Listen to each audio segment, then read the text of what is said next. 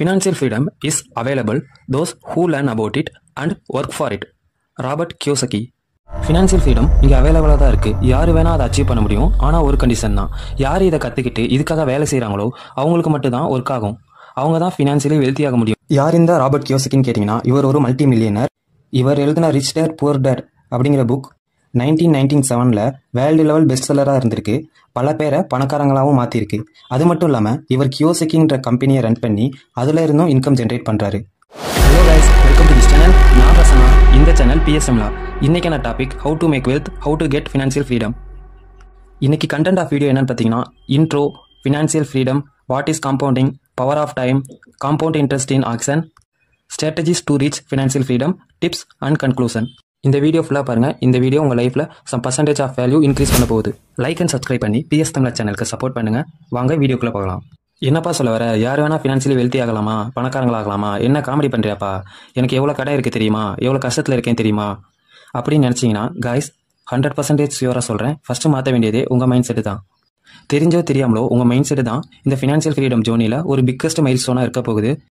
World richest person Warren Buffett அவருமே invest yourself is best இன்வெஸ்ட்மெண்ட்னு சொல்கிறாரு. Number 2, financial freedom. இது மாதிரி கேசஸில் most of authors like 7 baby step author Dave Ramsey என்ன சொல்கிறாங்கன்னா, இந்த ஃபினான்ஷியல் ஃப்ரீடம் ஜோனியில் இந்த கடைங்கிறது ஒரு பெரிய மைனஸாக கன்சிடர் பண்ணுறாங்க. இதை ரெக்டிஃபை பண்ண உங்கள் கடனில் இருந்து ஃபஸ்ட்டு வெளியே வரணும். அதுக்கு நீங்கள் சின்ன சின்ன கடனில் இருந்து ஆரம்பித்து பெரிய கடன் வரைக்கும் அடைக்கணும். எக்ஸாம்பிள் 1000, 10,000, 1 lakhன்ட்டு உங்களுக்கு கடன் இருக்குன்னா, ஃபஸ்ட்டு நீங்கள் 1000 கடனை ஃபஸ்ட்டு கிளியர் பண்ணணும். நெக்ஸ்ட்டு 10,000 கடனை சேர்த்து வச்சு கிளியர் பண்ணணும். மூணாவது 1 lakh கடனை கிளியர் பண்ணணும். இதை சக்ஸஸ்ஃபுல்லாக முடிச்சதுக்கப்புறம் தான் இப்போலேருந்து தான் உங்களோட ஆக்சுவல் ஃபினான்ஷியல் ஃப்ரீடம் ஜோனி ஸ்டார்ட் ஆகும். நீங்கள் உங்கள் ஃபினான்ஷியல் ஃப்ரீடம் ஜோனி ஸ்டார்ட் பண்ணுறதுக்கு முன்னாடி 2 விஷயம் பண்ண வேண்டியது இருக்கும். ஸ்டெப் 1, எமர்ஜென்சி ஃபண்டை கிரியேட் பண்ணி வச்சுக்கணும். யூஸ்வலாக நீங்கள் 3 to 6 months வேலைக்கு போகாமல் வீட்டில் இருக்கிறப்ப எவ்வளோ ஃபண்ட்ஸ் தேவைப்படுமோ அதை எமர்ஜென்சி ஃபண்டாக கிரியேட் பண்ணி வச்சுக்கணும். Step 2, medical insurance and life insurance. என்னதான் இது ஒரு முக்கியமான விஷயம் இல்லைன்ட்டு நம்ம நினச்சாலும் ஃபினான்ஷியல் ப்ரொஃபஷனல்ஸ் இது ஒரு முக்கியமான விஷயமாக கன்சிடர் பண்ணுறாங்க. இது மூலியமாக அவங்க எமர்ஜென்சி ஃபண்டும் கொலாப்ஸ் ஆகாமல் பார்த்துக்குவாங்க, ஹாஸ்பிட்டல் எக்ஸ்பென்சஸையும் கவர் பண்ணிடுவாங்க, அண்ட் நமக்கு ஏதாச்சும் ஆனால் கூட நமக்கு நம்மளோட ஃபேமிலிக்கு ஒரு நல்ல ஃபினான்ஷியல் சப்போர்ட்டை கொடுக்கும். மூணாவது, வாட் இஸ் காம்பவுண்டிங். நீங்கள் ஒரு கேபிட்டல் அமௌண்ட் இன்வெஸ்ட் பண்ணுறப்போ அதிலிருந்து கிடைக்கிற இன்ட்ரெஸ்ட் அமௌண்ட் சேர்த்து ரீஇன்வெஸ்ட் பண்ணுறப்ப மூலியமாகவும் நீங்கள் சம்பாதிக்க முடியும்.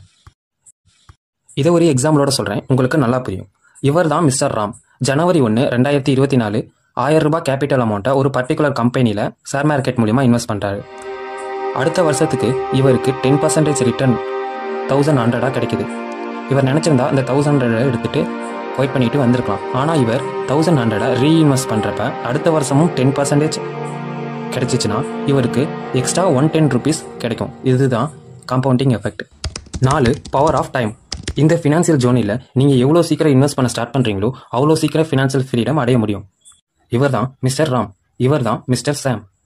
மிஸ்டர் ராம் அவரோட 24வது ஏஜில் எஸ்ஐபி மூலமாக மந்த்லி 5000 கட்டிக்கிட்டு வராரு. அவருக்கு இயர்லி 12% இன்ட்ரெஸ்ட் கிடைக்குது. அதே மாதிரி மிஸ்டர் சாமும் 30th ஏஜில் 5000 எஸ்ஐபி மூலமாக கட்டிட்டு வராது. அவருக்கும் 12% கிடைக்குது. ராமோட 50th ஏஜில் ராம் இன்வெஸ்ட் பண்ண அமௌண்ட் 15,60,000 வரும். ஆனால் அவர் இன்வெஸ்ட் பண்ண அமௌண்ட் மூலிமா கிடைச்ச இன்ட்ரெஸ்ட் மட்டுமே 92 lakhs கிட்ட வருது. இப்போ ராம் இன்வெஸ்ட் பண்ண அமௌண்ட்டும் இந்த 92 lakhs சேர்த்து பார்க்குறப்ப ராம் இப்போ ஒரு கோடீஸ்வரராக ஆயிட்டாரு. ஆனால் சாம் சைடு போனோம்னா அவர் இன்வெஸ்ட் பண்ண அமௌண்ட் 12 lakhs கிட்ட வருது.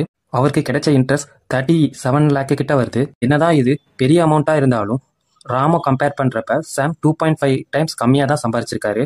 டோட்டல் அமௌண்ட்டை கம்பேர் பண்ணுறப்பையும் இவர் சாம் ஒரு 50 lakhs கிட்ட தான் வருது.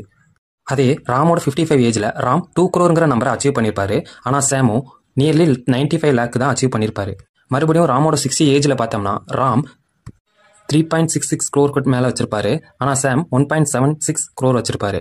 இப்போ உங்களுக்கு தெளிவாக புரிஞ்சுக்கும் டைம் எவ்வளோ இம்பார்ட்டன்ட்டு. இப்பயும் லேட் இல்லை. உங்களுக்கு லோன் இருந்தால் லோன் கொஞ்சம் கொஞ்சமாக அடைச்சிட்டு உங்களோட ஃபினான்ஷியல் ஃப்ரீடம் ஜோனியை ஸ்டார்ட் பண்ண ரெடி ஆகுங்க. நீங்கள் உங்களோட இயர்லி ஏஜஸில் இந்த காம்பவுண்டிங் எஃபெக்டை ட்ரை பண்ணி இன்வெஸ்ட் பண்ணிங்கன்னா நீங்கள் சீக்கிரமாகவே உங்களோட ஃபினான்ஷியல் ஃப்ரீடம் கோலை அச்சீவ் பண்ண முடியும். அச்சோ எனக்கு 30 ஏஜ் ஆச்சு, 40 ஏஜ் ஆச்சு, நான் எப்படி இந்த காம்பவுண்டிங் எஃபெக்ட் மூலமாக இந்த இன்வெஸ்ட்மெண்ட் பண்ணுறது அப்படின்னு நீங்கள் நினச்சிங்கன்னா, நீங்கள் இன்வெஸ்ட் பண்ணுறப்ப இயர்லி நீங்களும் க்ரோ ஆவீங்க, உங்களோட மணியும் க்ரோ ஆகும்.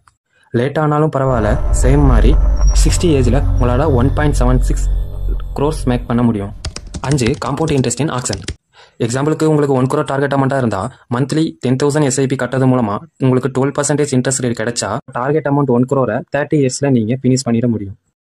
அப்படி இல்லாமல் சிங்கிள் லம்சம் அமௌண்ட்டாக பண்ணுறீங்கன்னா 10 lakh அமௌண்ட்டை 20 இயர்ஸ் டூரேஷனில் 13%க்கு மேலே இன்ட்ரெஸ்ட் ரேட் கிடைக்கிறப்ப உங்களால் 1 crore ஈஸியாக அச்சீவ் பண்ணிடலாம். என்ன ப்ரோ 10,000 மந்த்லி சொல்கிறீங்க அண்ட் 10 lakhன்னு சொல்கிறீங்க, இது கஷ்டம் ப்ரோ, எங்களால் முடியாது அப்படின்னு சொன்னீங்கன்னா உங்களோட மந்த்லி இன்கம்ல இருந்து 10% சேவ் பண்ணி இன்வெஸ்ட் பண்ண ஸ்டார்ட் பண்ணுங்க.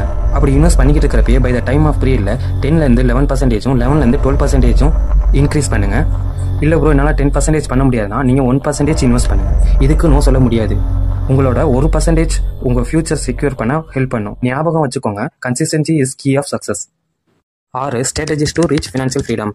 கைஸ், சில காமனான ஸ்ட்ராட்டஜிஸ் பார்க்கலாம். Strategy number 1, SIP or mutual fund or stocks. இதில் நீங்கள் சிஸ்டமேட்டிக்காக இன்வெஸ்ட் பண்ணுறது மூலமாக ஒரு டீசென்ட் லெவல் ஆஃப் ப்ராஃபிட்டாக கெயின் பண்ண முடியும். இதில் இன்வெஸ்ட் பண்ணுறதுக்கு முன்னாடி பேசிக் ரிசர்ச் பண்ணணும். ஸ்ட்ராட்டஜி நம்பர் 2, இந்த strategy high risk or high reward அதை பொறுத்து வரும். Like equity stocks, crypto or real estate. இது மாதிரி இன்வெஸ்ட்மெண்ட்ஸில் உங்களுக்கு இன்டெப்த் நாலேஜ் இருக்கணும், இல்லைனா ப்ரொஃபஷனல்ஸோட கன்சல்டன்ஸ் இருக்கணும். Strategy number 3, create a multiple source of income. சில ஒர்க்ஸில் நீங்கள் ப்ரொஃபஷனல்ஸ்லாம் இருக்கலாம், like photo editing, video editing, web development. இது மாதிரி உங்களுக்கு தெரிஞ்சிச்சுன்னா அதை நீங்கள் சைடு பிஸ்னஸாக கன்வெர்ட் பண்ணி நீங்கள் மணி ஜென்ரேட் பண்ண முடியும். அப்படி இல்லைனா அதை இன்னொருத்தவங்களுக்கு டீச் பண்ணி அதில் இருந்தும் நீங்கள் மணி ஜென்ரேட் பண்ண முடியும். இந்த create multiple source of income நிறைய விஷயத்தில் நீங்கள் ஜெனரேட் பண்ண முடியும். ரெண்டல் இன்கம், ஃப்ரீலான்சிங், இது மாதிரி நிறைய ஆப்ஷன்ஸ் இருக்குது. Number 7, tips. Automatic investment setup. ETFs and index funds மூலமாகவும் அண்ட் எஸ்ஐபிஸ் மூலமாகவும் நீங்கள் ஆட்டோமேட்டிக் இன்வெஸ்ட்மெண்ட் செட்டப் பண்ண முடியும். இந்த ஆட்டோமேட்டிக் இன்வெஸ்ட்மெண்ட் செட்டப் மூலமாக நீங்கள் டிசிப்ளினாக அமௌண்ட்டை மெயின்டைன் பண்ண முடியும். நம்ம ப்ரீவியஸாக சொன்ன மாதிரி கிடைச்ச அமௌண்ட்டை மறுபடியும் ரீஇன்வெஸ்ட் பண்ணுறது இதில் கொஞ்சம் பெட்டராக ரிசல்ட்டை ஷோ பண்ணும். Educate your self consistently. நீங்கள் என்ன தான் இன்வெஸ்ட்மெண்ட்டை நல்லா பண்ணாலும் நீங்கள் கன்சிஸ்டண்டாக லேர்ன் பண்ணினா உங்களோட ப்ராஃபிட்ஸை மல்டிப்ளை பண்ண முடியாது. உங்களுக்கு டைம் கிடைக்கிறப்ப the richest man in Babylon, rich dad poor dad, the intelligent investor, இது மாதிரி புக்குங்கள்லாம் படித்து உங்களோட ஃபினான்ஷியல் ஸ்கில்லையும் ப்ராஃபிட்டையும் மல்டிப்ளை பண்ணிக்கோங்க. ஓகே கைஸ், ஒரு சின்ன ரீகேப் பார்க்கலாம். இன்ட்ரோ வீடியோவில் ஓவர்வியூ பார்த்துருந்தோம்.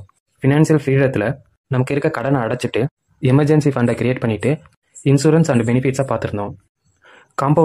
காம்பவுண்டிங் எப்படி ஒர்க் ஆகுது அப்படிங்கிறத டீட்டெயிலாக பார்த்துருந்தோம்.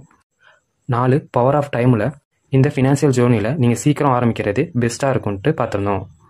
5 காம்பவுண்ட் இன்ட்ரெஸ்ட் இன் ஆக்ஷன். இதில் கன்சிஸ்டன்ட்டியாக இன்வெஸ்ட் பண்ணுறதை பற்றி பார்த்துருந்தோம்.